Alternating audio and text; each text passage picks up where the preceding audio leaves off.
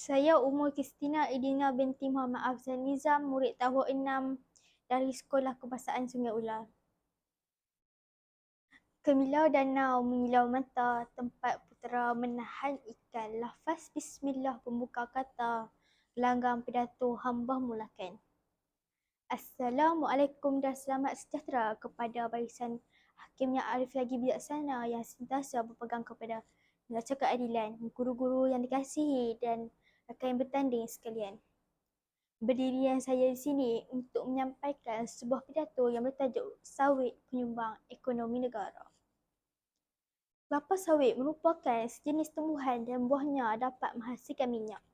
Kelapa sawit ini sebenarnya berasal dari Afrika Barat yang dibawa masuk ke Tanah Melayu oleh British pada tahun 1800 lalu sebagai tumbuhan hiasan. Walau bagaimanapun, terdapat banyak faktor kelapa sawit untuk negara kita. Justru salah satunya penggunaan kelapa sawit juga dapat menghasilkan makanan. Contohnya seperti sosis, konfeksi, krema dan lain-lain yang berasaskan sawit.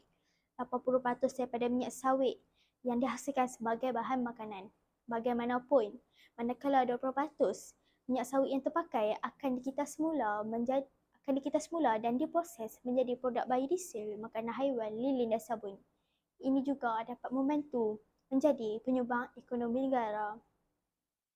Hadirin sekalian, industri minyak sawit di Malaysia secara langsung telah mengaji lebih 570,000 orang dan menyumbang 21.09 bilion dolar Amerika kepada ekspor Malaysia.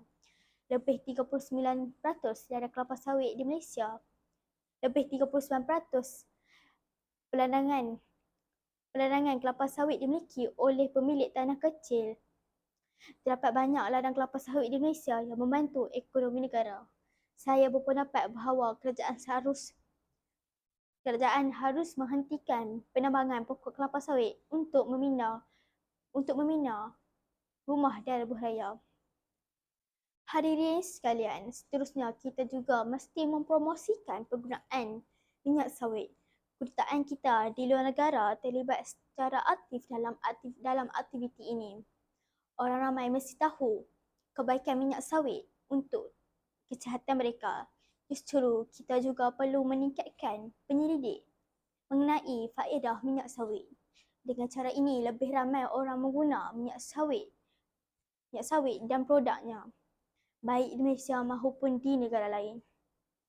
Sebelum saya menggunakan diri saya menyeru semua agar kualiti sawit negara perlu diluaskan dan dipergiatkan lagi. Sebagai rakyat Malaysia, kita perlu terus memastikan industri sawit negara menjadi penyumbang terbesar ekonomi negara. Sekian wabillahi taufiq wa hidayah. Wassalamualaikum warahmatullahi wabarakatuh.